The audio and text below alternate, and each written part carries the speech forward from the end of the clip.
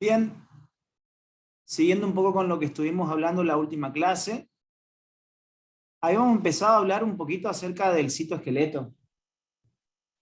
Dijimos que este citoesqueleto o esqueleto celular era la estructura que básicamente le da la forma a la célula y que va a estar relacionado con un montón de actividades celulares que van a ser importantes que las vayamos conociendo de a poco, ¿sí? Este tema es un tema central de la biología, o sea que todo lo que tenga que ver con citoesqueleto ustedes tienen que tratar de ir dominándolo por una cuestión de que no es que se termina el tema y ya no ven más citoesqueleto, no, citoesqueleto está en un montón de otros temas relacionados como especializaciones de membrana, que es otro tema. Va a estar relacionado con la división celular, porque los elementos del citoesqueleto participan de alguna manera en el proceso de división. Va a estar relacionado fundamentalmente con el tejido muscular, ¿sí? El tejido muscular es un tema que ustedes tienen que dominar, es una de las cosas que como kinesiólogos van a tener que saber perfectamente tejido muscular, así que para poder entender eso tenemos que empezar desde la base que es también el citoesqueleto, ¿sí? También con este tema van a ver un poquito acerca de la estructura de la neurona y un montón de otras cosas relacionadas con este tema, ¿sí? Hasta la clase pasada les estaba comentando las diferencias básicas de cada uno de estos elementos del citoesqueleto. Habíamos dicho que tenía 3 componentes principales que iban a ser, por un lado, los microtúbulos, los filamentos de actina y los filamentos intermedios. Habíamos empezado a hablar de algunas diferencias básicas de estos 3 componentes del citoesqueleto. Hablamos de los nanómetros de diámetro que van a presentar cada uno. Hablamos de que son estructuras, la mayoría de ellos son estructuras que se caracterizan porque en la célula, en un momento la célula requiere que se armen, pero en otro momento va a requerir que se desarmen también. Eso es algo completamente normal de estos componentes. Algunos de ellos van a caracterizarse porque por lo general se están armando y desarmando, ¿sí? Y van a ver algunos de ellos que ya lo vimos la clase pasada, de que generalmente cuando se arman permanecen armados, que son los filamentos intermedios. Los que se suelen armar y desarmar más constantemente son los otros 2 componentes que son los microtúbulos y los filamentos de actina. Por eso decimos que son inestables. En un momento la célula requiere que se formen estos componentes, microtúbulos o filamentos de actina, y los puede armar, pero en otro momento necesita que se desarmen y los va a desarmar, ¿sí? Por eso decimos que son inestables. Los intermedios, en cambio, por lo general, cuando se arman, permanecen armados.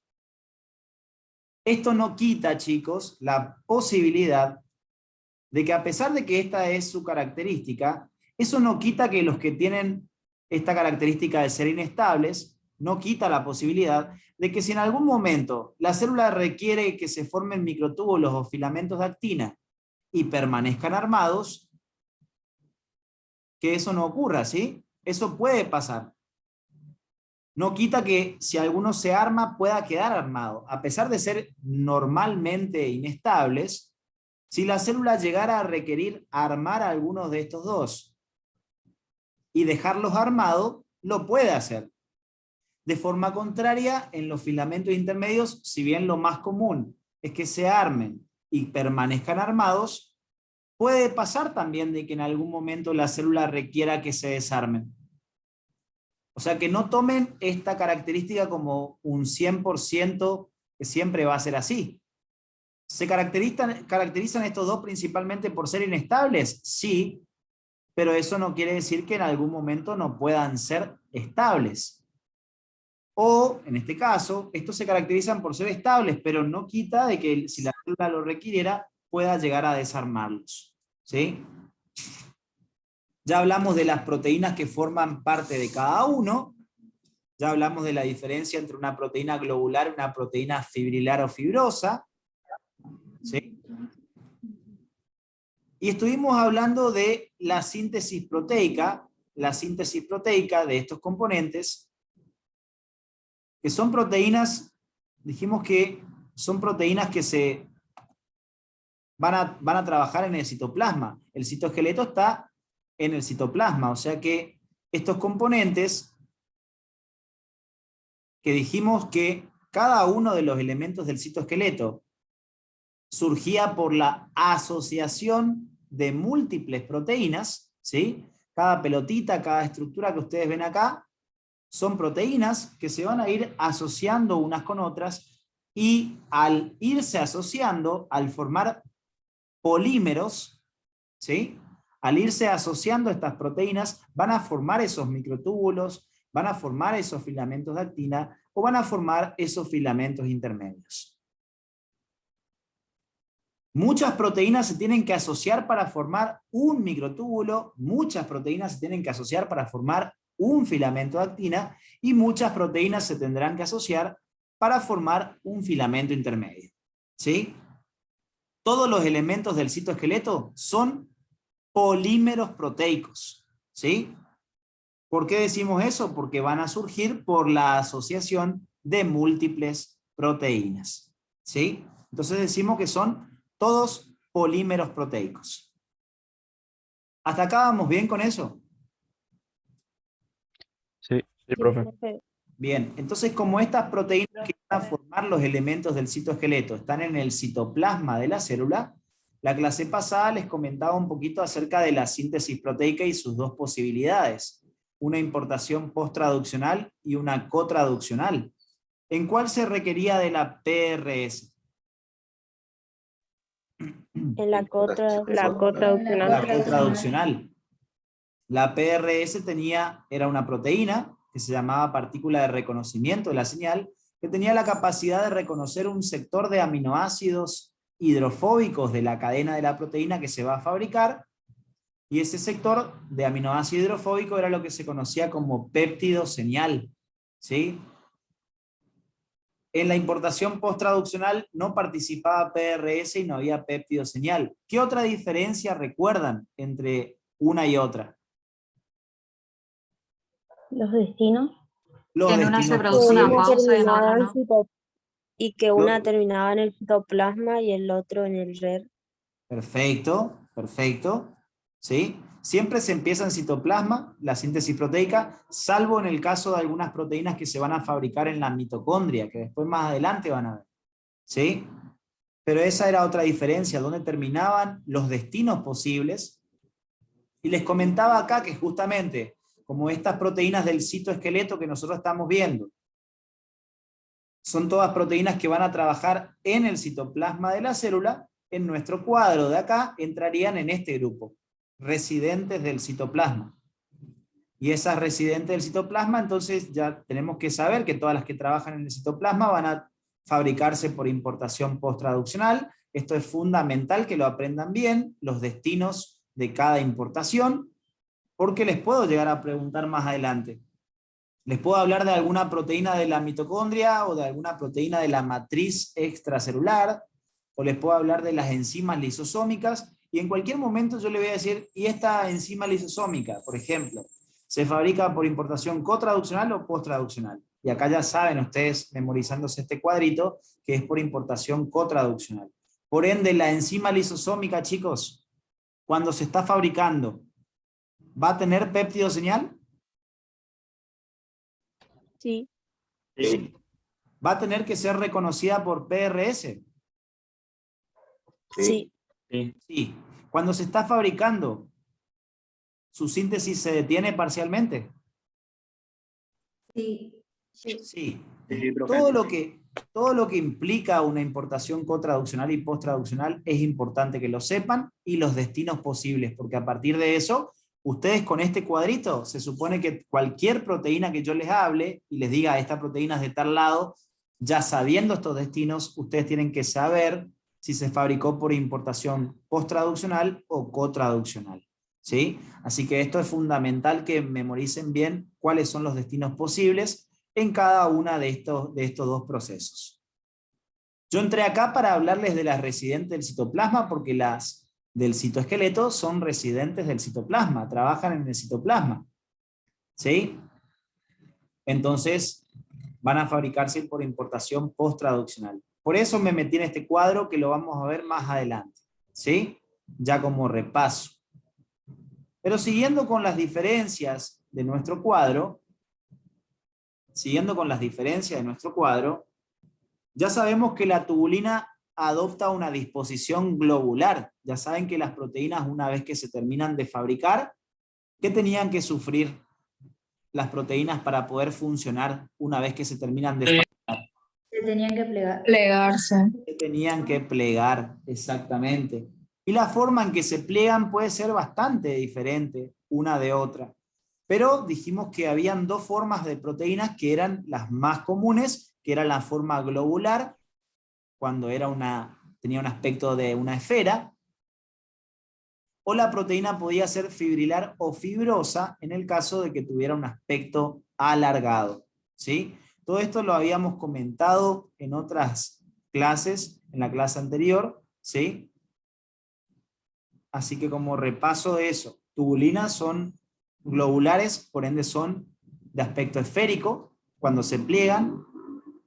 Las actinas G también toman una forma globular, y las familias de proteínas que forman los filamentos intermedios son de aspecto fibrilar o fibroso, tomando una forma alargada.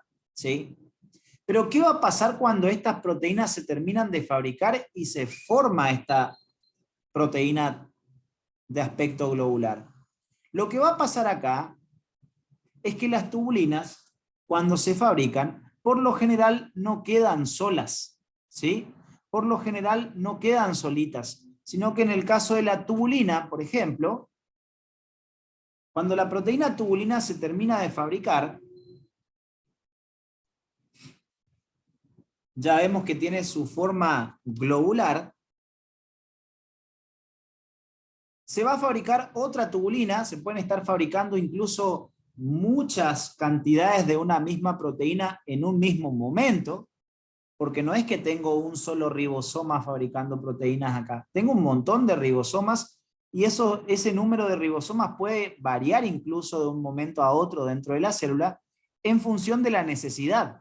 ¿Qué les parece más coherente? Si una célula tiene un montón de ribosomas, ¿les parece que va a estar fabricando muchas o pocas proteínas? Muchas. Muchas. Piensen en esto. Piensen con lógica lo más posible. El ribosoma es la maquinaria para fabricar las proteínas. Entonces, no puede estar un ribosoma fabricando cientos de proteínas. No tiene lógica. Van a haber un montón de ribosomas cuando la célula necesite fabricar un montón de proteínas, ¿sí? Y cada uno puede estar fabricando una proteína en el mismo momento. O sea que si yo quiero fabricar una gran cantidad de tubulinas, por ejemplo, pongo a trabajar a un montón de ribosomas en el mismo momento, ¿sí? Para que cada uno se ponga a fabricar una tubulina, por ejemplo, ¿sí? Incluso los ribosomas algunas veces se suelen asociar entre ellos, y leen un mismo ARN mensajero. Esto ya les tiro de chisme, pero lo van a ver también un poco más adelante, ¿sí? Los ribosomas se pueden poner todos muy cerquita para fabricar todos con el mismo ARN mensajero, cada uno una proteína diferente. O sea, cada uno una tubulina, por ejemplo. ¿Sí?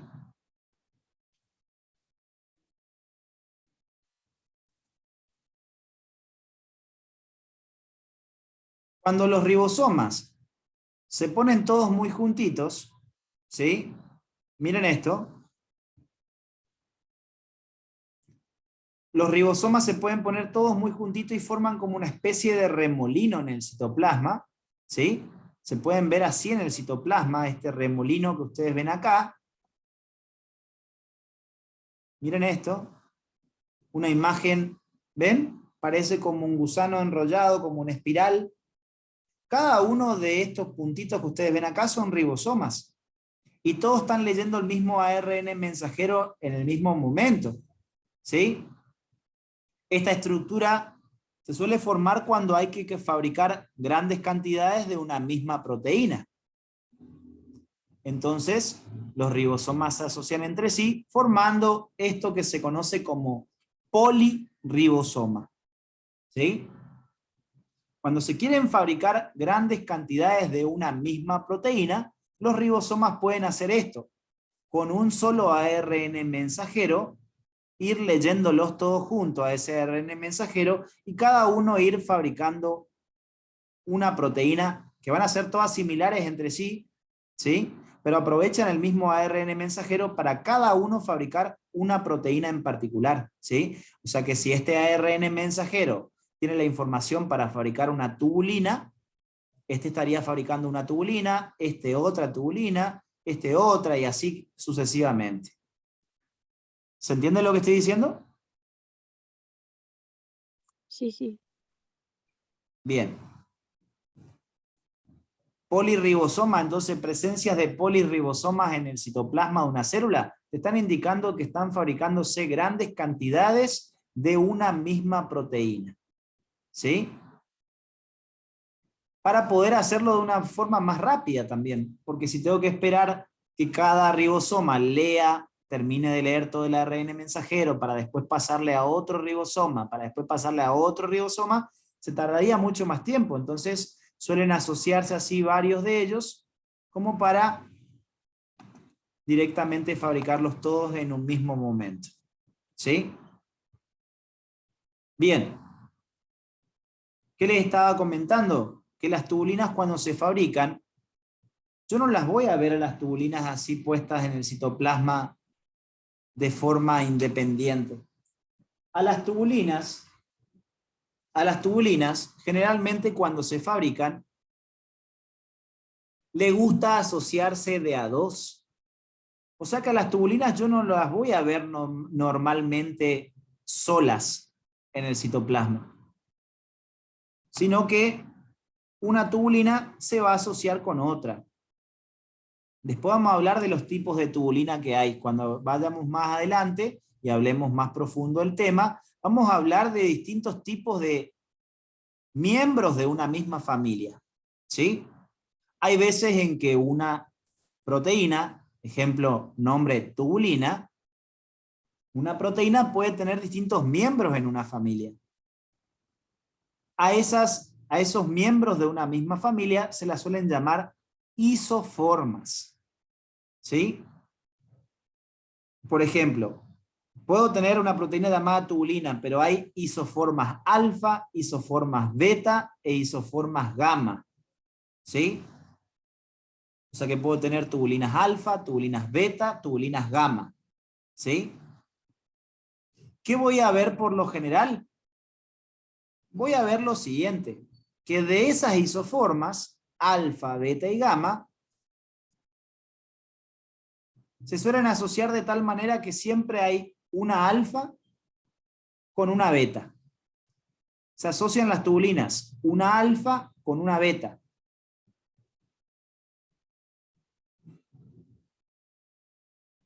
Esta sería una tubulina alfa, por ejemplo, y esta sería una tubulina beta.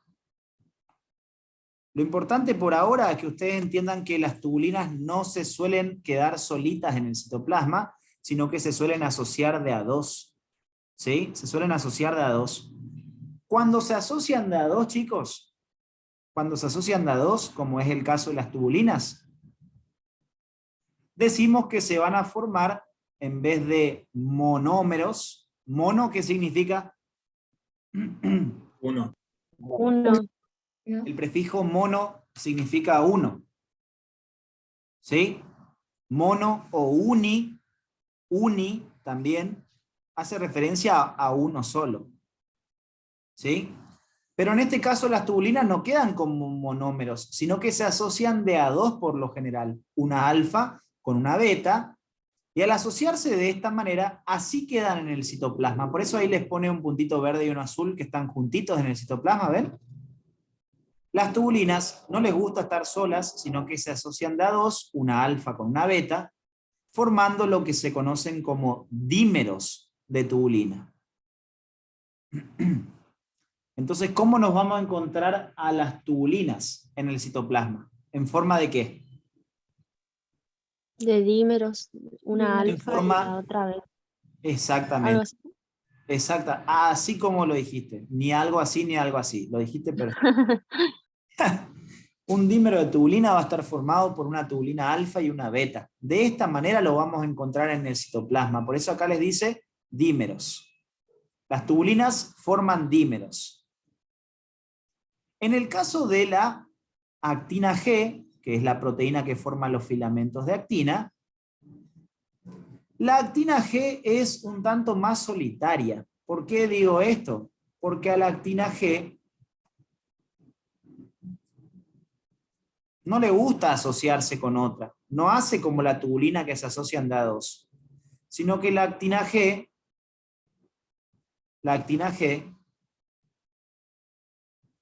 ¿me escuchan bien? Sí, profe. Bien. Las Sí, actinas G profe. también van a ver formas alfa, beta y gamma. Después vamos a hablar de eso. Son las isoformas de la actina G.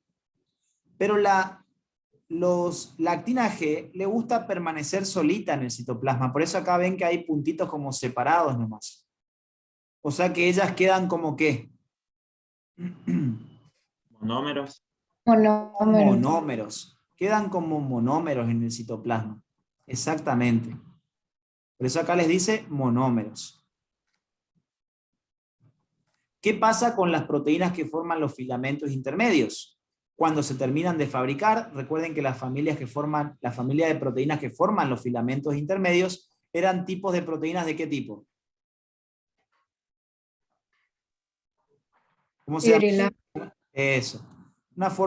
Eran estructuras fibrilares o fibrosas, porque tenían un aspecto como alargado. ¿Sí? Pero ¿qué va a pasar? Cada proteína, cada cadena proteica se puede fabricar de manera independiente, ¿sí? Acá vamos a suponer que esta es una cadena proteica, esta es otra cadena proteica que va a formar filamento intermedio, esta es otra cadena proteica, cada una está hasta el momento separada una de la otra. Así se terminan de fabricar de forma separada. Hasta acá es como que estuvieran como cada una como monómeros proteicos. Pero ¿qué va a pasar con estos monómeros?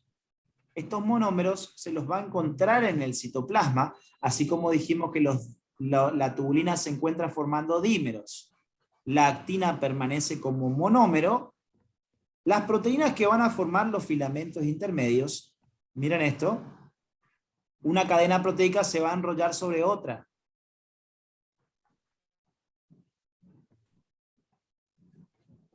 Otra cadena proteica se enrolla alrededor.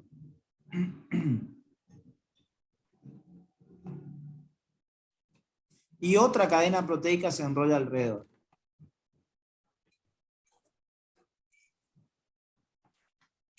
¿Cuántas cadenas proteicas ven acá que yo enrollé? 4. 4. 4. Y si 2 eran dímeros, 1 era monómero, ¿cómo le llamamos cuando 4 cadenas se enrollan para formar una nueva estructura? Tetrámeros.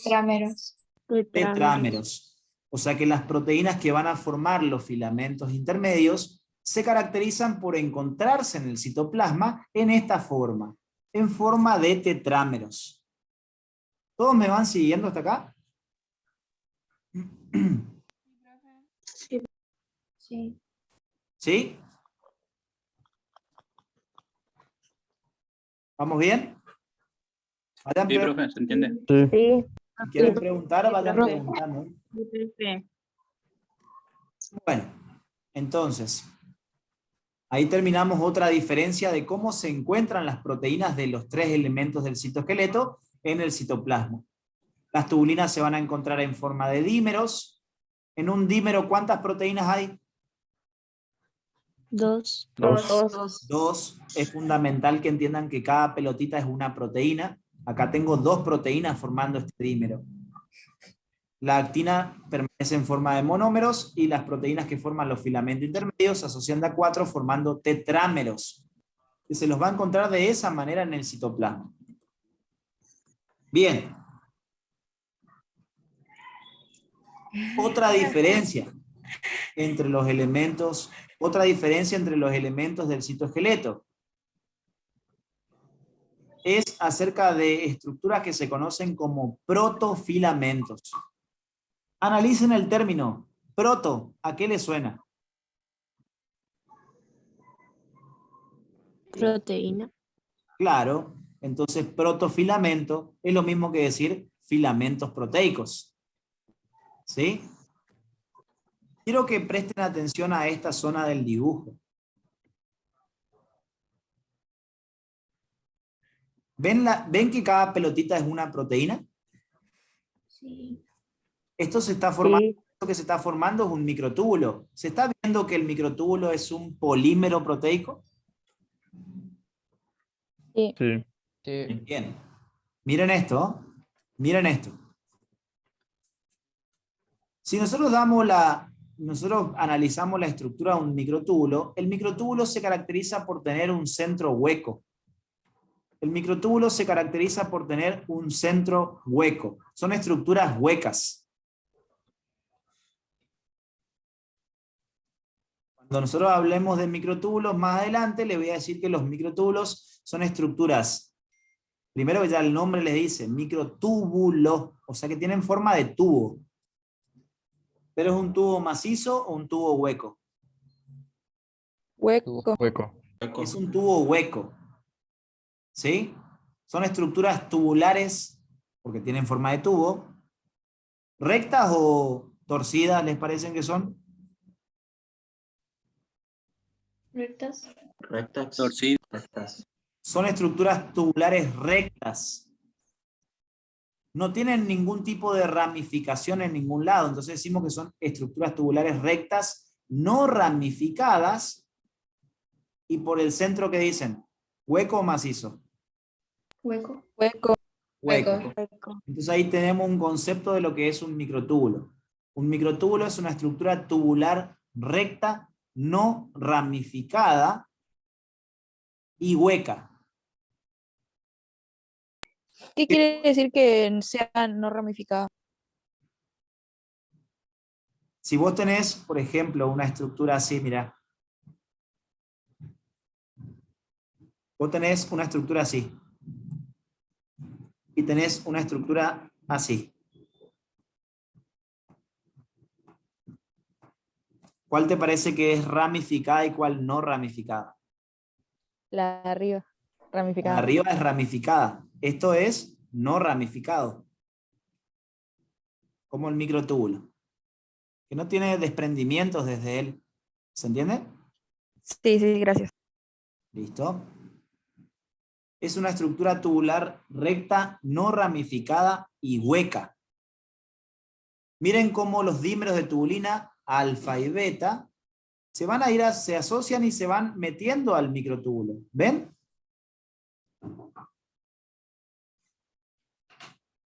Este es un dímero, otro dímero, otro dímero. Fíjense cómo todos los dímeros se van a ir asociando entre sí y al irse asociando entre sí van a formar, miren esto, al irse asociando entre sí van a formar columnas proteicas. ¿Ven? Esto sería una columna proteica. Al lado veo otra columna proteica. Al lado veo otra columna proteica. Y así sucesivamente. ¿Sí? Esto es otra columna proteica, otra columna proteica. Y hablar de columna proteica es lo mismo que hablar de protofilamento. Cada columna proteica es un protofilamento. Si yo doy toda la vuelta, chicos, si yo doy toda la vuelta alrededor del microtúbulo, ¿sí? Presten atención. Cada uno de estos amarillitos que vemos en toda esta vuelta es parte de un protofilamento, ¿sí? Entonces, este sería parte de un protofilamento, este otro, este otro, este otro, ¿sí? Cada uno va a estar formando una columna. Si yo doy toda la vuelta al microtúbulo y cuento la cantidad de protofilamentos que tiene que tener un microtúbulo, acá vemos toda la vuelta, miren, y si ustedes se ponen a contar acá, tengo 1, 2, 3, 4, 5, 6, 7, 8, 9, 10, 11, 12, 13. O sea que en toda la estructura de un microtúbulo, lo normal es que vea cuántas de estas columnas proteicas. 13. 13. Entonces, un microtúbulo tiene 13 protofilamentos en su estructura.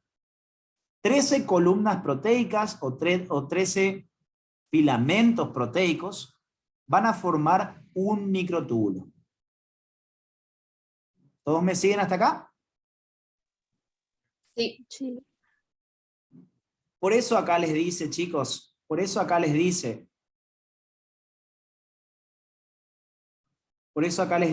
que un microtúbulo en toda su vuelta está formado por un total de 13 protofilamentos. Eso es lo más común de ver. Después vamos a ver que alguno que otro microtúbulo en algunas zonas de la célula puede llegar a tener un poquito menos de protofilamentos, pero lo normal es que en toda la vuelta, ¿cuántas columnas proteicas o protofilamentos tenga un microtúbulo? 13. 3. Perfecto. Entonces, 13 protofilamentos forman un microtúbulo. Pero en el filamento de actina, chicos, en el filamento de actina, que es el otro componente del citoesqueleto, también vemos filamentos proteicos. Este sería un filamento proteico y este otro sería un filamento proteico o protofilamento. Entonces mi pregunta es, por lo que ustedes ven acá, un filamento de actina, ¿cuántos protofilamentos tiene? 2. 2. 2, y bueno, listo, entonces no hay mucho que decir. 2. Un filamento de actina está formado por 2 protofilamentos. Este gráfico no está bien para representar al filamento intermedio, pero así como el microtúbulo tiene 13 protofilamentos, el filamento de actina tiene 2 protofilamentos, un filamento intermedio va a estar formado por 8 protofilamentos. ¿Vamos hasta acá? Sí. Este cuadrito hay que aprendérselo bien, ¿sí? Hay que aprendérselo bien y entenderlo lo mejor posible. Bien. Y acá viene una parte que no es difícil, pero que es fundamental que la entendamos desde ahora, ¿sí?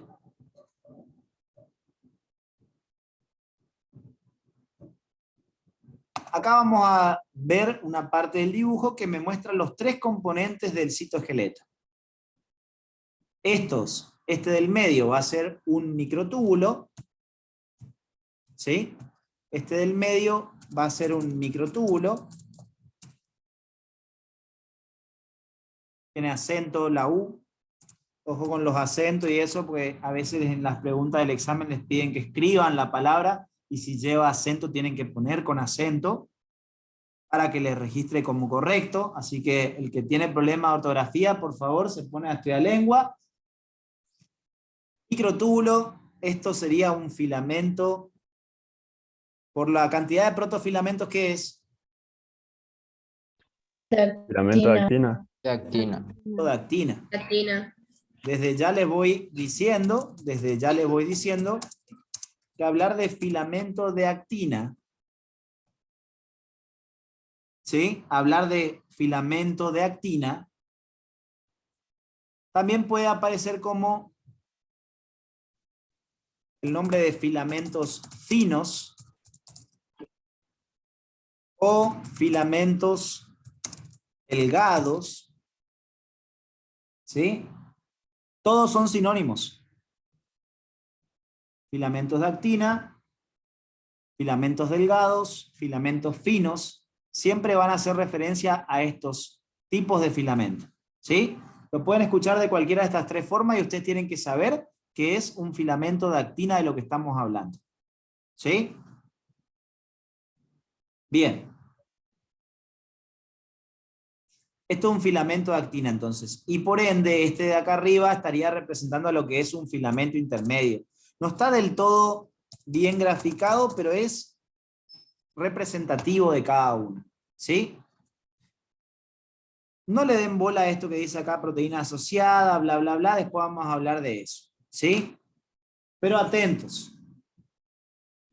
Cuando una de estas tres estructuras se forma, cuando alguna de estas tres estructuras del citoesqueleto se van a formar,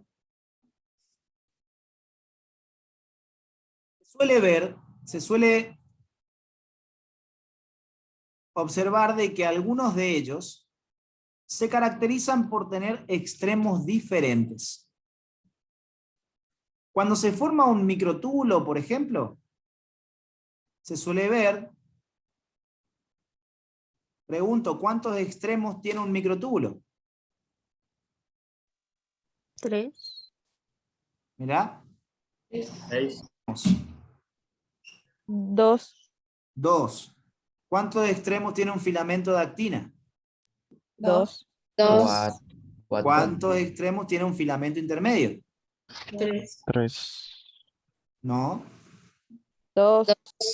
No, cuenten las líneas, cuenten los extremos en total, así, completo. 2. Cualquiera de ellos tiene 2 extremos. ¿Sí? Y ojo con lo que voy a decir. En el microtúbulo, a uno de los extremos se lo va a conocer con el nombre de extremo menos. Se lo va a conocer con el nombre de extremo menos. En inglés también suelen nombrarle por ahí en algún que otro libro. Por ahí le decimos minus, pero en realidad no es minus. Minus es dicho en correntino en inglés, pero en realidad es minus. ¿Sí? Hablar de extremo menos es lo mismo que hablar de extremo minus o minus. ¿Sí? Y el otro extremo del microtúbulo se va a llamar extremo más. Le solemos decir plus, pero en realidad en inglés se pronuncia plus. ¿Sí? Pero entonces, ¿el microtúbulo tiene un extremo menos y uno más? Sí. Sí. Si yo digo que un extremo se llama menos y el otro se llama más, ¿los extremos son iguales? No. No. No. Cuando la estructura tiene extremos diferentes, chicos, con nombres diferentes. Puede ser que uno sea más grande y otro ¿Cómo? más chico. ¿Cómo? Puede ser que los extremos sean uno más chico y otro más grande. No, no tiene que ver con eso, digamos. ¿Sí? Van a ser del mismo tamaño, ¿sí? Acá por el dibujo, capaz que vos me decís, pero en realidad tienen el mismo tamaño, ¿sí? Ok. Pero un microtúbulo tiene un extremo menos y un extremo más. Cuando una estructura de estas, desde el punto de vista biológico estoy hablando, porque en química después van a estudiar otras cosas y no asocien con que es lo mismo, ¿sí? Porque se van a confundir capaz. Pero en una estructura, desde el punto de vista biológico, cuando ustedes ven que tiene dos extremos que son nombrados de manera diferente, vamos a decir que la estructura que se forma es una estructura polarizada. Una estructura polarizada. O una estructura polar también podemos decir. Una estructura polarizada o una estructura polar. Entonces, a partir de ahora decimos que los microtúbulos son polares o no polares. Polares. Polares. ¿Y a qué hacemos referencia con decir que son polares? Que tiene Que tiene diferentes extremos. que tiene diferentes extremos. ¿Cómo se llama un extremo y cómo se llama el otro? Menos y más. Menos. Menos, y el otro se llama... El otro se llama extremo más. ¿Sí? Entonces, el microtúbulo es una estructura polarizada. ¿Verdadero o falso? Verdadero. ¿Sí? ¿Hasta acá me siguen? Sí, profe, Sí. siempre un lado va a ser más y menos o puede variar nomás. O sea, eso no importa. Siempre vas a tener uno menos y uno más. Claro, pero a lo que voy es que siempre el derecho va a ser más o puede No, ser no, menos no. también.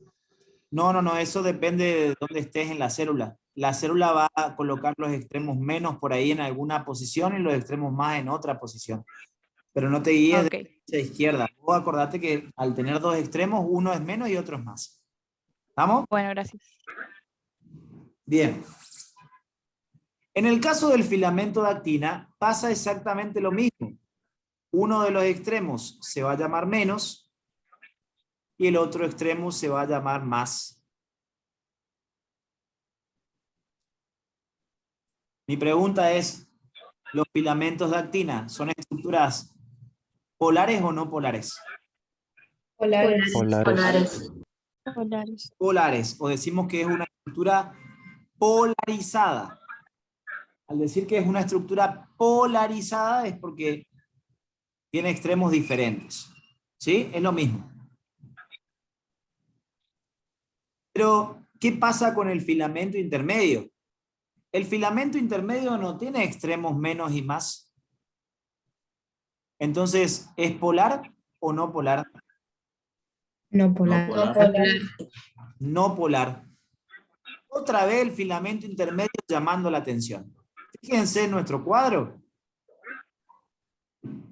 que la mayoría de las veces las características del microtúbulo y del filamento de actina son bastante parecidos. Son los dos inestables, los dos están formados por proteínas globulares, ¿sí? Los dos son polares. Ellos son bastante parecidos entre sí. No son iguales, ¿eh? Son bastante parecidos. Y siempre el que llama la atención y el diferente de los hermanitos es el filamento intermedio. Fíjense que es estable, es no polar, a diferencia de los otros dos. Siempre va a ser un poco más diferente el filamento intermedio con respecto a los filamentos de actina y los microtúbulos. ¿Sí? Bien. Mientras que no ocupen los micrófonos, apáguenlo para que no haga eco, ¿sí? ¿Vamos hasta acá con esto? Sí, profe.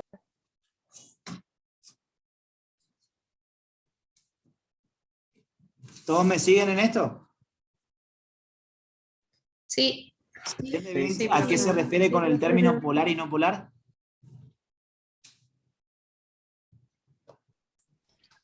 Bueno. ¿Qué importancia va a tener todo esto? ¿Por qué nos va a importar si es polar o no polar? Resulta ser, ya sabemos que la única estructura no polar de los tres elementos del citoesqueleto es el filamento intermedio. No tiene extremos menos y más. Recuerden que el microtúbulo, los filamentos de actina y los filamentos intermedios surgen por la asociación de muchas proteínas. Por ejemplo, acá voy a poner un dímero de tubulina que está suelto. Este dímero de tubulina está por entrar por el extremo más para agruparse con las otras. Así como nos pasa cuando nos vamos a una fiesta, si nosotros estamos yendo a la fiesta, si estamos yendo a la fiesta es porque nos estamos por agrupar con otra gente. Y cuando nos vamos de la fiesta, nos estamos separando de toda esa gente. Nos estamos yendo de esa multitud de gente. Bueno, resulta ser que las proteínas que van a entrar a formar parte del microtúbulo, del filamento de actina o del filamento intermedio, pueden tener esas dos cosas, esos dos comportamientos. Este dímero de tubulina puede estar entrando por el extremo más. Este dímero de tubulina puede estar entrando por el extremo menos. Si entran, pregunto, si están entrando, ¿eso implicaría agruparse con otros o separarse de otros? Separarse. Agruparse. Agruparse. Están entrando, Agruparse. están agrupando. Entonces, a partir de ahora, cuando los dímeros de tubulina, o lo mismo con la actina, ¿sí? Lo mismo con la actina. Vamos a suponer que acá tengo un monómero de actina, ¿sí? Este es un monómero de actina.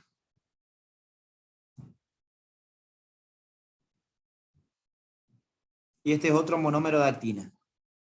El monómero de actina puede estar entrando por el lado menos o entrando por el lado más.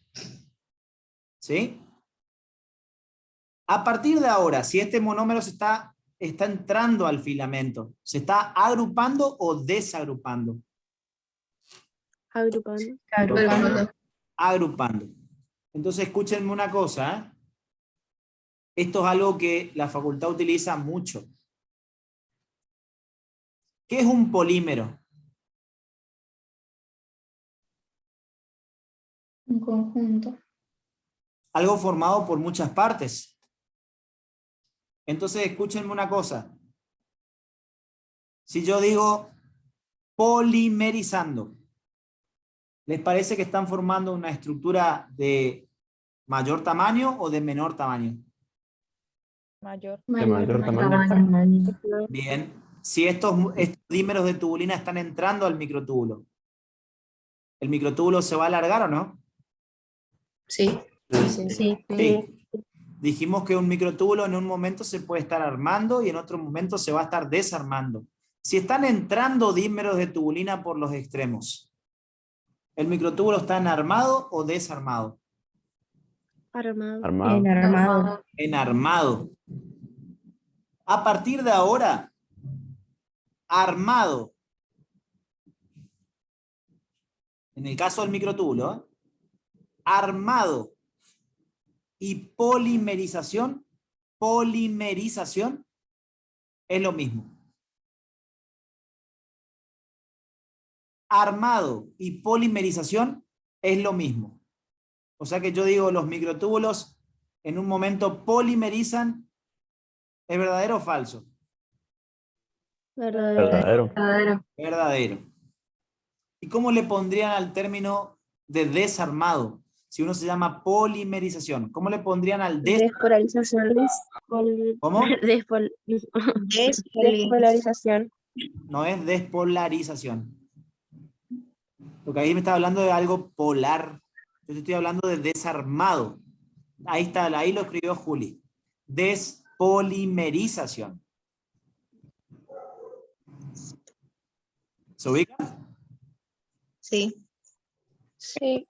Un microtúbulo puede estar en un momento polimerizando y en otro momento puede estar Despolimerizando. despolimerizando. Si yo veo que los dímeros de tubulina están entrando, ¿qué están haciendo? Están polimerizando. Están polimerizando. Y si yo veo los dímeros de tubulina están saliendo en vez de entrar, Se despolimerizan. se están despolimerizando. Y si los dímeros despolimerizan, ¿el microtúbulo se está armando o desarmando? Desarmando. Desarmando. Están desarmando. ¿Me siguen o no? Sí, profe. Sí, profe. Bien. Bien. ¿Por qué es importante esto de saber? Entonces, para microtúbulos, armado es igual ¿a qué? Polimerización. Polimerización. O sea que estamos diciendo que están polimerizando, se diría. ¿Sí? Armado y polimerización es lo mismo. Y desarmado es igual a ¿qué? Polimerización. Es polimerización. ¿Sí? Perfecto. Esto es para el microtúbulo. El término polimerización es formar un polímero. Y despolimerización estaría diciendo que se está desarmando un polímero. ¿Tiene lógica o no? Sí. Bien. Pero pregunto, ¿el filamento de actina también es un polímero, no? ¿Un polímero de proteína? Sí. Sí. Sin embargo, la facultad no utiliza los términos polimerización y despolimerización para el filamento de actina. Tendría que poder utilizarse porque si estás polimerizando es porque estás formando un polímero. Y si estás despolimerizando es porque estás desarmando un polímero. Se supone que tendría que ser lógico que se pudieran utilizar estos términos también para el filamento de actina. Pero ¿saben qué? La facultad le aclara, la jefa de cátedra de biología les aclara que los microtúbulos polimerizan o despolimerizan. En cambio, para el filamento de actina, utiliza otros términos. El armado va a ser también llamado ensamblaje. ¿Sí? O sea que si yo digo un filamento se está ensamblando, le está diciendo que se está armando.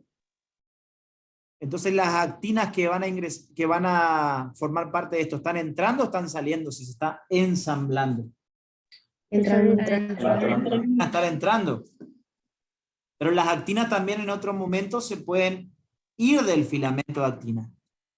Entonces en ese caso, ¿cómo le vamos a llamar al desarmado?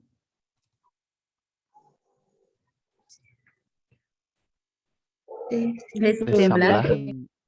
Le pongo el prefijo. Des, en este caso es para falta de, desarmado de. ¿Desamblaje? No, parecido. Desamblaje. Desamblaje.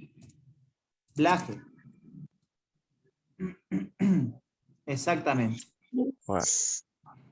Entonces, ojo con estos conceptos que parecen una pavada lo que estoy diciendo, pero la facultad les pide que sepan de esta manera a ustedes, ¿eh?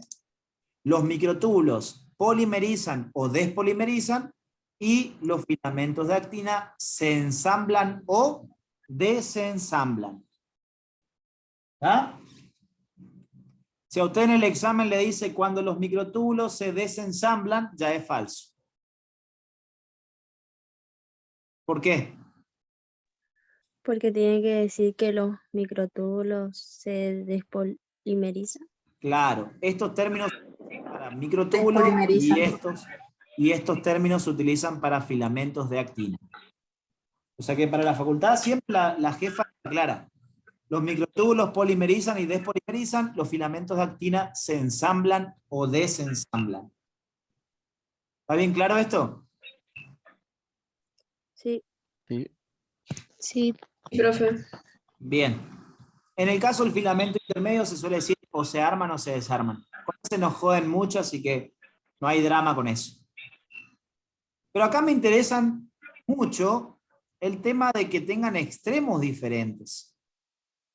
¿Cuáles son, de los tres elementos del citoesqueleto, cuál es el único no polar? El filamento Filamento intermedio. El filamento intermedio, porque no tiene extremos distintos. Los otros dos, los microtúbulos y los filamentos de actina, se caracterizan por ser estructuras polares, ¿sí? Porque tienen extremos diferentes, uno más y el otro menos. ¿Esto tiene alguna importancia? Totalmente. Atentos acá, por favor, ¿eh? Atentos acá. Cualquiera sea el elemento del citoesqueleto que estemos hablando, siempre el armado va a ocurrir por los extremos. Cualquier elemento del citoesqueleto se arma por los extremos. No puede venir una tubulina y meterse acá en el medio. No. Siempre el armado es por los extremos. Extremo. Siempre el armado va a ser por los extremos. No puede venir una actina y meterse, haceme lugar acá. No. Tiene que, si quiere entrar, tiene que entrar sí o sí por los extremos. ¿Está? Lo mismo. Profe, sería... No. Sería que, a ver, si esos dos son positivos y negativos, digamos, o sea, si son más y menos, los filamentos intermedios serían neutros o no. Exactamente. Después lo vamos a ver que son estructuras neutras. Exactamente. Al ser no polar es neutro, ¿sí? Pero después lo vamos a hablar igual, ¿sí? Por ahora esto más fácil me interesa. ¿Todos me siguen hasta acá? Sí, profe. Entonces, cualquier elemento del citoesqueleto por lo general se arma o desarma. ¿Por dónde? Por los extremos. Por los extremos. Por los extremos, ¿sí? Y acá me interesa algo en particular, chicos. ¿Qué importancia tiene esto de que sean polares los microtúbulos y los filamentos de actina? Resulta ser que la velocidad para armarse o para desarmarse no es la misma en ambos extremos. Por lo que ustedes ven acá, chicos, ¿cuál de los dos extremos va a ser más rápido para el armado? Extremo derecho. El más. Extremo El positivo. extremo positivo, extremo más. O sea que ya el nombre me está diciendo cuál es más rápido para armarse y cuál más lento para armarse. El extremo más, atentos con esto, el extremo más, cuando tenemos una estructura polarizada, como es el caso del microtúbulo que tiene extremo menos y más, o el filamento de actina, el extremo más va a ser siempre más rápido. ¿Pero más rápido para qué? Para armar. Para armarse. Para armarse y para desarmarse, chicos. El extremo más es más rápido para el armado como para el desarmado. En comparación al extremo menos. ¿Se puede ver acá o no? Sí, profe. Profe, tengo una duda. Sí. ¿Solo del lado de más se armaba o se pueden armar de cualquier lado? Después vamos a ver, porque hay algunos microtúbulos que tienen bloqueado el extremo menos y hay otros que no. Y lo mismo con el filamento de actina. Cuando vos veas que uno de estos elementos tiene ambos extremos sin estar tapados, ¿sí? Se supone que si no están tapados los extremos va a poder armar y desarmar por ambos lados. Después vamos a estudiar eso. Por ahora quiero que a vos te quede esta pequeña información de que es que si el microtúbulo o el filamento de actina tienen desbloqueados los extremos, siempre la velocidad de armado y desarmado va a ser mayor ¿por dónde? Por el más. Por el más. extremo más. Extremo Por el positivo. extremo más o extremo positivo. Tanto para armado como para desarmado. Muy importante eso. Y miren esto. Miren lo que dice acá. Polares, porque tenían extremos diferentes, menos y más. Y acá le aclara algo. El extremo más es 3 veces más rápido para el armado como para el desarmado que el extremo menos. Esto es importante. Esto es importante. En un microtúbulo, el extremo más es 3 veces más rápido para el armado como para el desarmado en comparación al extremo menos. Le suelen decir 3 veces o a veces le suelen decir de 3 a 5 veces más rápido para el armado y desarmado. Eso vean cómo se los dan este año que viene en la facultad, pero son los valores que tienen que por las dudas saber por ahora. 3 veces más rápido para el armado que el desarmado, el extremo más en comparación al menos, o de 3 a 5 veces más rápido. ¿Vamos hasta acá? Sí. En el caso de un filamento de actina, también dijimos que era una estructura polar y tenía 2 extremos diferentes, uno menos y uno más. Pero el extremo más por lo general se dice que es 10 veces más rápido para el armado como para el desarmado respecto al extremo menos. Ya cambia, acá eran 3 o 3 a 5, acá dice 10 veces más rápido el extremo más. Algunas veces le suelen decir de 5 a 10 veces. Pero generalmente la facultad le da como 10 veces más rápido.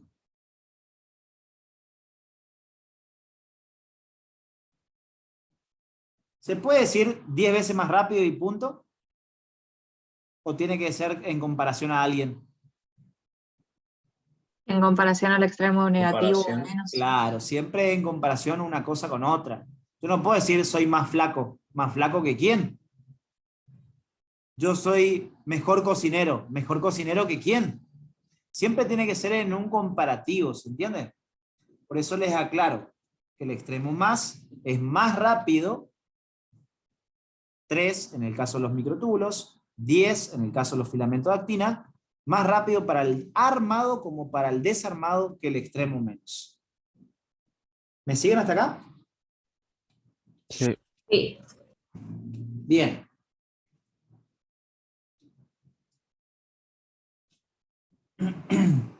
Les voy a mostrar algo. Y ustedes me dirán, ¿qué está pasando en todo esto que les voy a mostrar?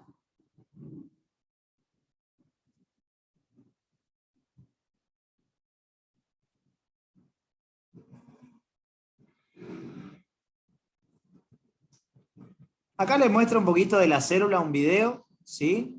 Para que ustedes más o menos vean todo en movimiento. Esta es la membrana plasmática, ¿sí? Esto después lo vamos a estudiar en mayor detenimiento. Si nos vamos más adentro, fíjense cómo todos los elementos de la membrana plasmática es como está en la peatonal de algún lugar. Hay un montón de gente moviéndose continuamente. ¿Ven? Todos los elementos de la célula van a verse así en continuo movimiento. Por eso decimos que la membrana plasmática es una estructura muy dinámica. Después vamos a hablar de eso. Pero vamos un poco más adentro. Vamos un poco hacia su citoplasma, hacia el interior de la membrana. Por dentro de la membrana se encuentra el citoplasma, ¿sí? Y en ese citoplasma vamos a ver un montón de filamentos proteicos. ¿Ven? Todos estos son filamentos de actina. Fíjense la cantidad de filamentos de actina que están formando la estructura interna de la célula. Ahí ven un montón de filamentos de actina. Y díganme ¿qué van a ver acá? Atentos, ¿eh? ¿Qué hay? ¿Qué está pasando ahí? Se está armando. Armando. Se está armando. ¿Y qué son cada una de estas cositas? Monómeros. Monómeros de actina. Perfecto. Entonces, cuando los monómeros de actina se van incorporando por los extremos, se va viendo cómo el filamento se arma. ¿Ven? Y ahí se arma otro. Eso es ensamblaje o polimerización. Ensamblaje. Ensamblaje, porque es actina. Pero en este momento la célula requiere que se arme filamentos de actina. Y en otro momento, ahí está formando un montón de filamentos de actina, ¿ven? Pero ahora la célula puede requerir que se desarme. Hay veces en que puede pedir la colaboración de otras proteínas que después vamos a estudiar, para que el filamento de actina se desarme de una forma más rápida. Fíjense cómo ahí se está desarmando el filamento de actina. ¿Ven? Se puede desarmar en otro momento. ¿Cómo se llama eso? ¿Desensamblaje o despolimerización? Desensamblaje. Desensamblaje, perfecto. Ahí están viendo todo lo que yo les dije. En un momento la célula puede requerir que se formen filamentos de actina, en otro momento dice, señores, desármenme todos esos filamentos de actina. ¿De qué depende? Les pregunto a ustedes. De lo que necesite la célula. Perfecto. Ante cualquier pregunta a la que yo hago, la respuesta es, depende de la necesidad de la célula. Todo depende de lo que la célula necesita en ese momento. ¿Sí? ¿Qué están viendo acá ahora? Pregunto. Polimerización. Polimerización. De microtúbulos. ¿Sí? Esto es una polimerización. ¿Y qué es lo que ven acá? Dímero de turbulina. Dímeros de Dímeros de tubulina. tubulina. Dímeros de tubulina. Y ahí están entrando los dímeros. Se están polimerizando. ¿Ven que siempre entran por los extremos o no? Sí. Bien, ahí se formó el microtúbulo. Y en este momento, ¿qué está pasando? Se está despolimerizando. Se está despolimerizando. ¿Cuántos protofilamentos tendría que tener un microtúbulo normalmente? 13. 13. Bien, van captando bien toda la idea. Voy muy lento en esto, pero es la base del citoesqueleto, ¿sí? Así que esto hay que dominarlo. Ahí se está despolimerizando, ¿sí? Se está despolimerizando. Están yendo los dímeros de tubulina, están yendo hacia el citoplasma. Esto ya lo vamos a ver después. Miren cómo hay cosas que se pueden transportar dentro de la célula y quién es la calle o la vía para el traslado de cosas. El citoesqueleto, Microtúbulo. es un microtúbulo. Fíjense cómo hay proteínas que arrastran material. Esto lo van a estudiar después como vesículas de transporte. Hay algunas proteínas que caminan sobre los microtúbulos para trasladar material desde un sector a otro de la célula. Si yo fabriqué algo que está cerca del núcleo y lo tengo que llevar hacia la membrana plasmática, fíjense cómo tiene empleados la célula que van a trasladar ese material. ¿Y sobre quién caminan? Sobre un elemento del citoesqueleto. Utilizan a esos elementos del citoesqueleto como una especie de calle para trasladar material de la célula desde un lugar a otro. Fíjense qué loco. Imagínenselo y llévenlo a algo de la vida real, ¿sí? No, este es el microtúbulo y esta es otra proteína que está caminando sobre él, pero eso no quiere decir que el microtúbulo esté ramificado, ¿sí? Es un elemento anexo al microtúbulo, pero no por eso está ramificado. ¿Vamos hasta acá? Sí, profe. Sí. En biología, atentos con esto, o en anatomía también, cuando ustedes escuchen la palabra motor, hace referencia a movimiento. Motor es sinónimo de movimiento. Entonces esta proteína, pregunto, por lo que ustedes ven acá, esta proteína se está moviendo sobre el microtúbulo, ¿o no? Sí. Sí. Entonces es una proteína motora. ¿Ven cómo camina? Cuando esta proteína camina, pregunto, escúchenme una cosa, si ustedes salen a caminar a la calle, al caminar, ¿ustedes gastan energía? Sí. Sí. Sí. Sí, gastan energía. Bueno, en la célula van a ver un montón de actividades que van a gastar energía. Y este va a ser uno de esos procesos. Para que una proteína motora pueda trasladar algún tipo de material desde un sector a otro de la célula, necesita caminar sobre los elementos del citoesqueleto. Y al caminar sobre los elementos del citoesqueleto, va a ir gastando energía. ¿Las proteínas motoras gastan energía entonces? Sí. Sí. ¿Y por qué se la llama proteína motora? Porque están en Porque movimiento. están Porque movimiento. Porque están en Están en movimiento. movimiento. Están en movimiento, exactamente, ¿ven? Para trasladar el material tienen que moverse. Y ese movimiento implica un gasto de energía, chicos. Hay un montón de procesos celulares que van a gastar energía. ¿Sí?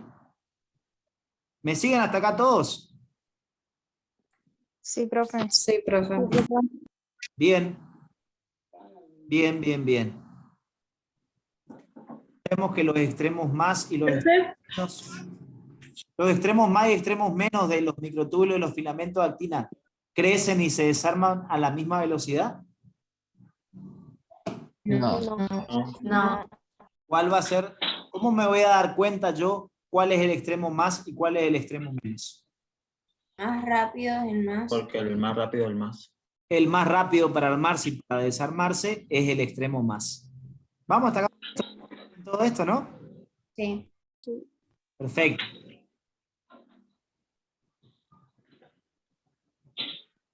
Bien, ya hablamos de la velocidad de armado y desarmado para los extremos más y menos, que son polares, de los microtúbulos y de los filamentos de actina. Pero hay otra característica acá, chicos. ¿Vieron que dijimos recién que hay muchas actividades que gastan energía? ¿Por qué ustedes creen que comen todos los días? ¿Para qué comen ustedes? Para tener energía. Para tener Para energía. las energías que gastamos en el día. Exactamente. Cuando ustedes comen,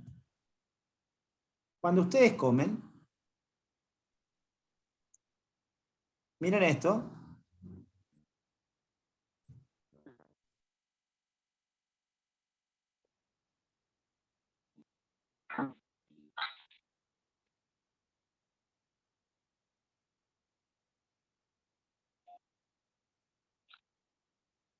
Ustedes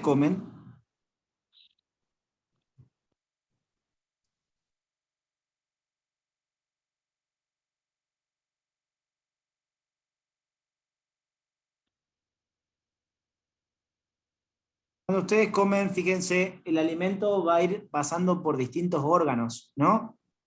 Ustedes comen, el alimento va a ingresar a su cuerpo, los alimentos que nosotros consumimos van a ingresar a su cuerpo, ahí está, ahí vemos al gentecito que está por comer, se encontró con la fruta, la comida, come, y fíjense, desde entrar a la boca, el alimento se va a empezar a triturar.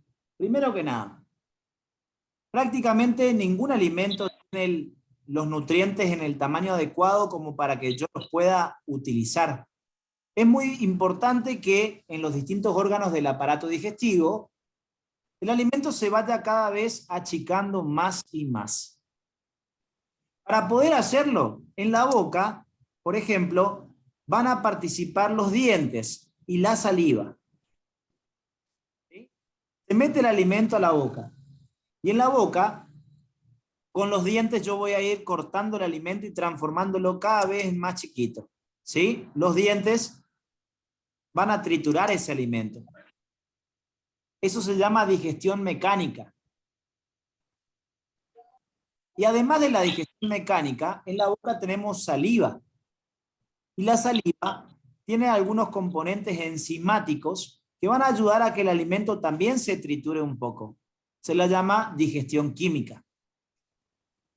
Una vez que yo realizo esta digestión mecánica y química en la boca, el alimento va a seguir su camino. Ahí está la digestión mecánica, por los dientes, la masticación.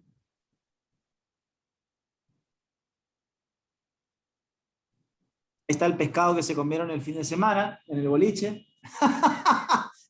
Si alguno se comió algún... no se le escape. Entonces ahí tenemos digestión mecánica y la saliva, miren, la digestión química con enzimas.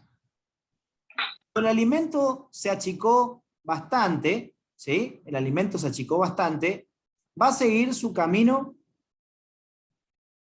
hacia los siguientes órganos del aparato digestivo, ¿sí?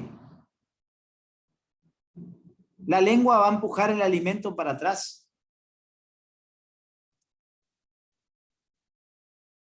Y al empujarle la lengua hacia atrás, va a caer hacia el siguiente órgano, que es la faringe. Ahí está bajando por la faringe, ¿ven? Ese es el siguiente órgano del aparato digestivo. Continuación de la boca. Desde la faringe, en la faringe el alimento, las células de la faringe, las células que están en el interior de la faringe, van a producir un líquido. ¿Ven? No sé si vieron que le mostraba como que estaba con un paragüita la uva, y es por toda la saliva que tenemos en la boca. ¿Sí? Pero al caer hacia la faringe también va a producir líquido. Ese líquido va a tener como objetivo lubricar al alimento para que al descender no nos vaya lesionando los órganos.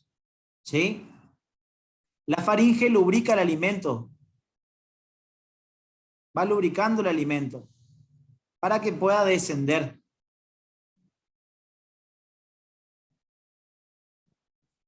Acá les muestra dos caminos, pero porque cuando tragamos la comida desde la boca, puede caer en la vía respiratoria o en la vía digestiva. ¿Qué sería lo correcto que pase? La La digestiva. digestiva. La digestiva. Si por accidente el alimento cae en la vía respiratoria, ¿qué piensan que va a pasar?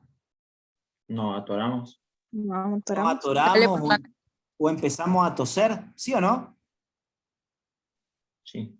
Empezamos a toser porque el cuerpo genera un estímulo reflejo que dice, esto no Eso, está acá. eso pasa cuando te atragantas con el arroz. No sé si a alguien más le Exacto, pasa. exacto, que te empezás a toser Horrible. horrible, ¿sí? Porque el alimento no tiene que ir a la vía respiratoria. En la vía respiratoria tiene que entrar aire, no comida. Si entra comida, la comida no tiene por qué estar ahí. Entonces lo único que va a hacer si yo meto comida en la parte respiratoria, esa comida puede tapar parte de la vía respiratoria. Y tapar parte de la vía respiratoria, ¿qué implicaría? Que tengo menos espacio para meter el oxígeno. ¿Eso me conviene? No. No. Obviamente que no. Entonces, tiene que seguir el aparato digestivo, tiene que ir por el aparato digestivo, no a la vía respiratoria.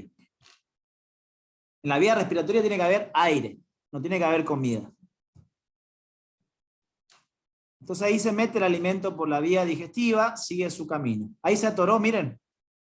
Me están golpeando la espaldita ahí porque se atoró. Se le metió a la vía respiratoria. Entonces ahí dice, ah, no, acá iba. Bien, pusimos mal, era el otro el respiratorio y el otro el digestivo. Sigue su camino. ¿Tiene que ir a los pulmones? Y obviamente que no. ¿Qué va a hacer la comida en los pulmones? Nada. El alimento tiene que seguir un camino, ¿ven? Desde la faringe tiene que pasar hacia el siguiente órgano que es el esófago, chicos. Una vez que va por la boca, ingresa, se va a la faringe y desde la faringe tiene que ir hacia el esófago. Miren cómo el esófago va trasladando el alimento. El esófago se va moviendo, porque en el esófago, como en cualquier otro órgano de nuestro cuerpo, hay un conjunto de células musculares que forman parte de ellos, que esas células musculares, al contraerse, van a ir empujando el alimento para que no se queden estancados. Es importante que el alimento avance. Si se queda estancado, eso se pudriría adentro y nos podemos tener una infección. Entonces tiene que seguir un camino, tiene que ir moviéndose el alimento normalmente, ¿sí? Peristalsis se llama, o también llamado movimientos peristálticos. Eso en el aparato digestivo. El movimiento peristáltico va a hacer que el alimento siga su camino hacia el estómago, ¿sí? Siempre separando a un órgano de otro en el aparato digestivo, hay unas valvulitas, como unas puertas, que se abren y se cierran en distintos momentos. Cuando la válvula se abra, va a permitir la entrada de la comida. Cuando se cierre, no. Si la válvula está cerrada, el alimento no puede entrar. Entonces tiene que esperar el alimento a que la válvula se abra para poder seguir hacia el siguiente órgano. ¿Por qué es importante eso? Porque si el tamaño del alimento no es el adecuado para seguir su camino, esas puertitas no se van a abrir. En el acá en la unión del esófago con el estómago, y la unión del estómago con el intestino delgado, hay unas puertitas ahí que se van a abrir o cerrar cuando el alimento esté en el tamaño adecuado. De esa manera le da mayor tiempo a que se pueda degradar el alimento. El alimento pasó al estómago y el estómago se caracteriza por la producción de un ácido muy potente, chicos. ¿Acá me siguen o no? Sí, ¿Todos? profe. Bien. La verdad que es lindo este videito, bien interactivo. En el estómago es... Cada órgano tiene su función, obviamente, ¿no? Todos trabajan en coordinación, cumplir con una tarea que es dar el alimento para que se pueda absorber y que nosotros podamos utilizarlo como fuente de energía.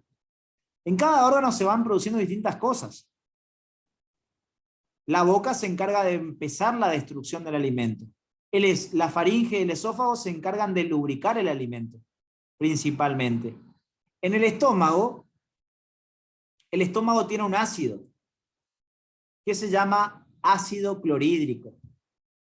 Se lo representa, lo van a ver después en química, está formado por un hidrógeno y un cloro. Formado de esta manera el ácido clorhídrico. Después van a ver todo el tema de las valencias y todo eso en la parte de química. Pero así está formado el ácido clorhídrico. Este ácido que tiene el estómago es este, el ácido clorhídrico. El ácido clorhídrico ayuda no solamente a degradar el alimento, sino que, pregunto, ¿ustedes creen que este alimento puede estar completamente limpio cuando lo comemos? No. No. No. No. Muchas veces puede tener algún tipo de bacteria. Si el alimento está medio podrido, por ejemplo, o está sucio, el alimento puede ser incorporado con bacterias. Y estas bacterias nos quieren enfermar. ¿Sí? Estas bacterias nos van a querer enfermar. Entonces, qué buena idea tener ácido clorhídrico. ¿Por qué? Porque acá yo tengo la bacteria que ingresó con el alimento. ¿Sí? Yo tengo esta es mi bacteria. Esta es mi bacteria que está hiper enojada, que me quiere infectar.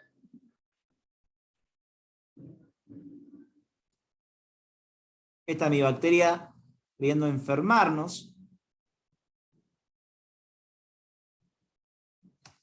Esta nos quiere enfermar, entonces viene con el alimento, y cuando este alimento ingresa al estómago, el estómago le cierra la puerta acá, le cierra la puerta que tiene acá, entonces el alimento tiene que estar un tiempo sí o sí dentro del estómago.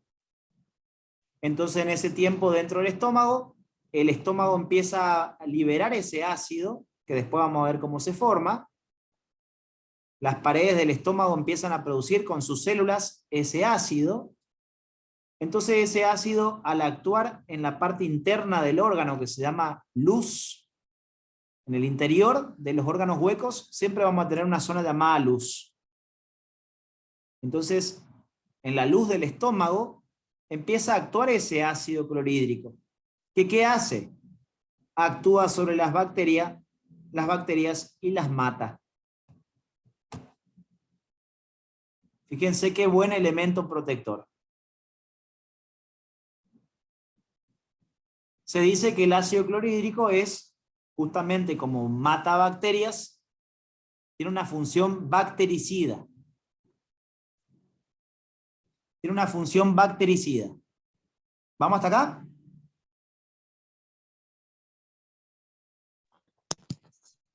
Sí, profe. Sí, Bien. profe. Obviamente que a veces no mata todas las bacterias y eso puede hacer que el alimento siga su camino y nos produzca una infección en el intestino y ahí nos agarra diarrea, malestar y demás. ¿Sí? Que suele pasar cuando nos intoxicamos con algún alimento. Pero el ácido clorhídrico normalmente mata a las bacterias que vienen con los alimentos. Bien. Seguimos camino. Seguimos camino, seguimos camino, seguimos camino. Vamos a ver qué más pasa acá.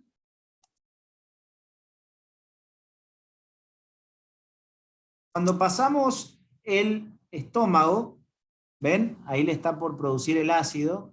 Ahí está el ácido, ¿ven?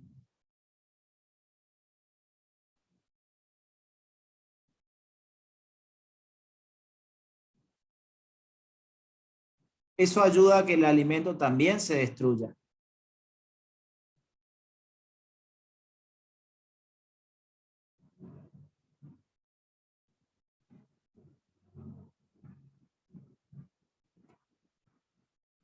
Eso ayuda a que el alimento también se destruya, ¿ven? Hay veces en que las bacterias se pueden cubrir con una cubierta protectora, como hizo acá esta pelotita, y algunas veces pasar de largo el ácido sin morirse.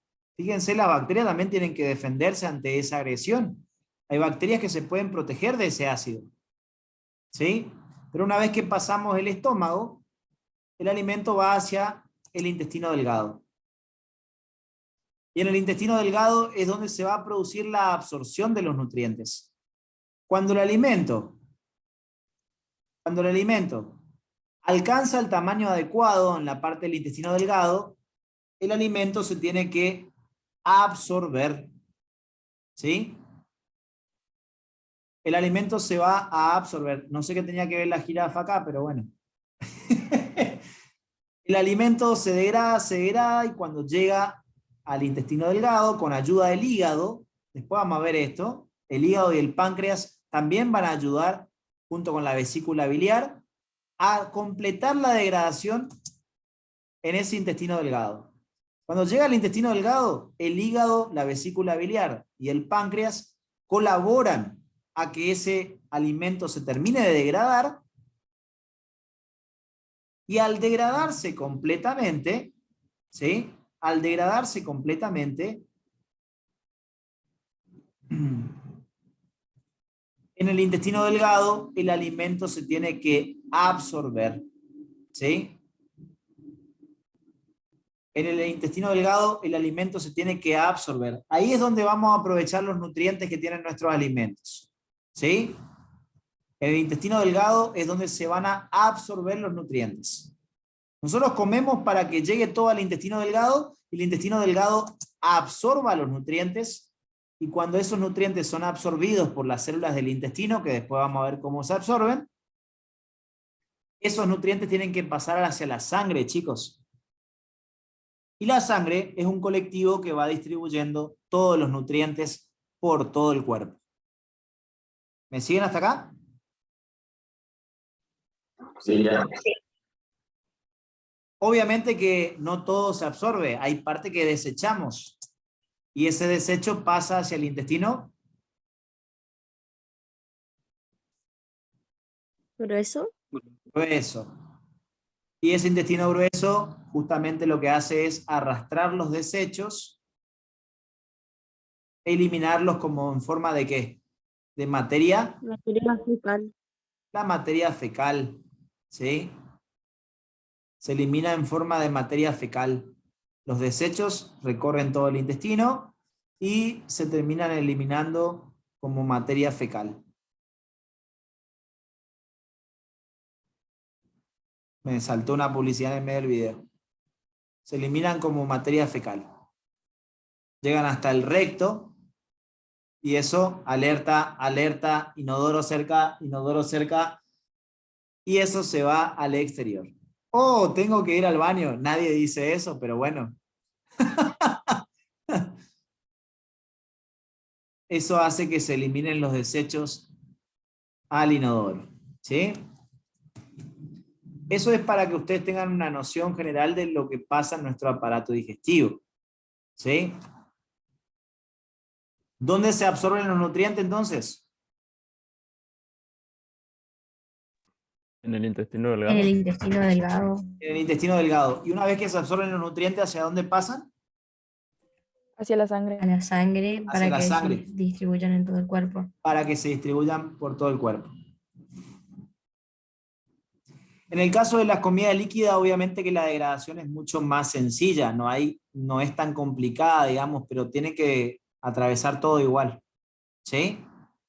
Y se absorben en el intestino delgado los nutrientes para pasar a la sangre, ¿sí? Igual después van a ver eso. ¿Vamos hasta acá con esto? Entonces ahí ya saben por qué comemos. Y ya saben hacia dónde van los nutrientes. Pero cuando la sangre distribuye esos nutrientes por todas las células de nuestro cuerpo, chicos, los nutrientes ingresan al interior de las células. Y en el interior de la célula, por ejemplo, uno de los nutrientes más utilizados como fuente de energía es un azúcar que se llama glucosa. ¿La escucharon nombrar alguna vez? Sí. Sí. Bien. Sí. La glucosa, cuando ingresa al interior de las células, la glucosa tiene que romperse para generar otra fuente de energía. No la utilizamos a la glucosa en sí dentro de la célula. La célula, para poder fabricar energía, utiliza, por ejemplo, a la glucosa, pero a esa glucosa la tiene que destruir. Y al destruirla, a la glucosa, va a tener que generar otras moléculas energéticas para que la célula pueda utilizarlas. ¿Cómo se llaman esas moléculas energéticas que van a ser utilizadas por la célula? Dos principales. Una se llama GTP y la otra se llama ATP. ¿Sí? Esas son las formas de energía que hay a nivel de la célula. GTP y ATP son las principales.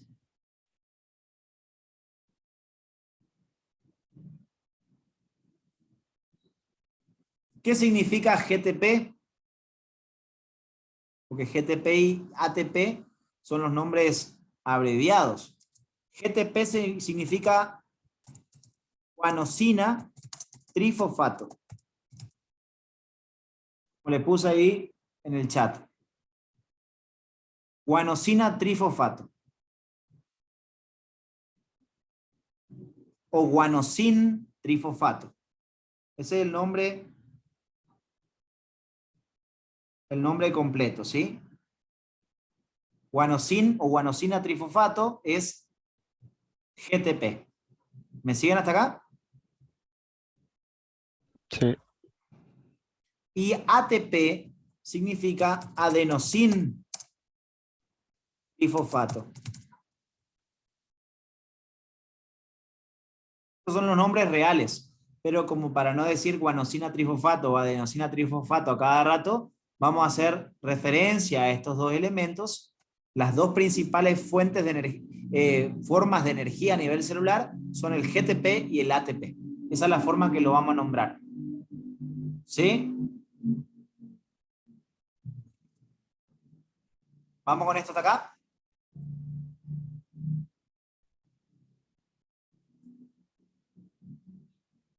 Sí, profe.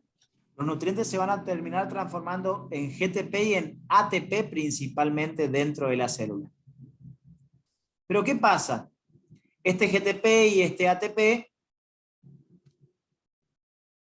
a nivel celular, cuando la célula tiene que hacer algún tipo de actividad que gaste energía, vamos a ver varios procesos que van a gastar energía. Yo le voy a decir, por ejemplo, la proteína fulana de tal gasta ATP o gasta GTP, o el proceso tal implica un gasto de GTP o de ATP. Significa que son procesos que van a gastar energía. Esto lo van a escuchar mucho de acá en más. Entonces ustedes ya tienen que saber que si gasto ATP o gasto GTP es porque un proceso gasta energía. Pero ¿qué pasa? El GTP y el ATP se tienen que romper, chicos. Y al romperse el GTP o el ATP, de la ruptura de ese elemento, va a producirse liberación de energía. Y esa energía es la que se utiliza para realizar alguna tarea celular.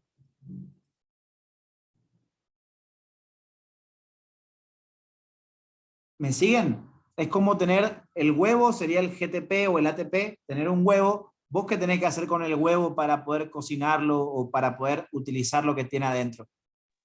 Romper. Eso sería dentro de la célula. Esto ya en el interior de la célula, ¿sí? Sí. ¿Qué tenés que hacer con este GTP o el ATP para que utilices la energía que tiene adentro? Romperlo. Romperlo. Bueno, imagínense que son como pequeños huevitos dentro de la célula que se tienen que romper para liberar la energía, y esa energía liberada es la que se utiliza para la tarea que se quiere realizar. ¿Me siguen hasta acá? Sí, sí, profe. Bien, y con esto voy a ir terminando. Lo último. La ruptura de GTP y de ATP se hacen en presencia de agua. El término lisis significa ruptura. Y esta ruptura de GTP o de ATP se hace en presencia de agua. Entonces, ruptura en presencia de agua es lo mismo que decir hidrólisis. O sea que a partir de ahora, cuando ustedes escuchen se hidroliza un GTP o se rompe un GTP, es lo mismo. O se hidroliza un ATP o se rompe un ATP, es lo mismo. Es ruptura en presencia de agua. ¿Vamos hasta acá? Sí. El GTP y el ATP se hidrolizan y al hidrolizarse liberan energía y la energía liberada de esa hidrólisis es la que se utiliza para hacer una tarea dentro de la célula. La clase que viene, hasta acá voy a llegar por hoy, la clase que viene vamos a ver qué pasa con las energías del microtúbulo y las energías que gasta el filamento de actina. Ya les voy adelantando esto. Los microtúbulos necesitan GTP. Los filamentos de actina necesitan de ATP. Esto es importantísimo. No pueden decir microtúbulos ATP. No. Microtúbulos van a utilizar GTP.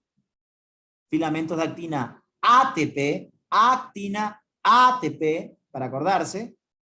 Y los filamentos intermedios no utilizan ni ATP ni GTP. Entonces, por lógica, chicos, y con esta pregunta me voy y los dejo libres por hoy. ¿Cuál de los 3 elementos esperan encontrar en una persona que está muerta? Más tiempo. Filamento intermedio. Filamento intermedio. ¿Por qué? Filamento intermedio. Porque no necesita ni siquiera oxígeno. Energía. Energía, exacto, no va a generar. No requiere nada de energía. ¿Y saben qué estructuras del cuerpo tienen mucho filamento intermedio? Los dientes, el pelo, las uñas, la piel.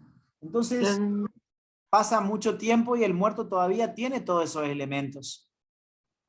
Porque a pesar de que murió y que ya no comió alimentos, esos elementos del citoesqueleto, como no requieren de energía, permanecen armados. El pelo es prácticamente filamento intermedio. ¿O ustedes creen, chicas, que cuando se hacen el shock de queratina, ¿saben qué es la queratina? La queratina es un filamento intermedio. Y ese filamento intermedio le da más volumen, más brillo al pelo.